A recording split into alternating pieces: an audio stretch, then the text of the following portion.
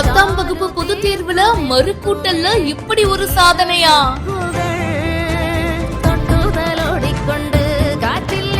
இவ்வளவு மார்க்கா வாங்கியிருக்காரு, அதுவும் தமிழகத்திலேயே முதலிடம். தமிழகத்துல 10ஆம் வகுப்பு பொது தேர்வு முடிவுகள் இப்போ ரீசெண்டா வந்துச்சு.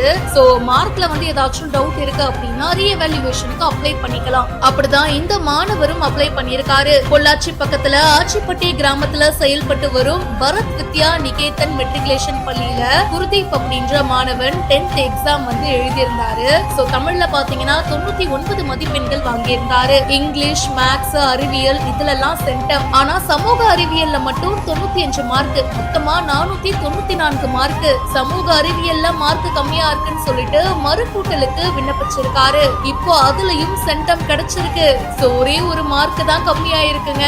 500க்கு 499 மார்க் வாங்கியிருக்காரு. இப்போ மாநிலத்திலேயே முதல் இடத்தை பிடிச்சிருக்காரு. மாணவனும் ஹாப்பி, ஸ்கூல்ல இருந்தவங்களும் ஹாப்பி, டீச்சர்ஸ் அதுக்கப்புறம் பேரண்ட்ஸ் சொல்லிட்டு எல்லாருமே மாணவனுக்கு ஸ்வீட் ஊட்டி விட்டு வாழ்த்துக்களை சொல்லியிருக்காங்க.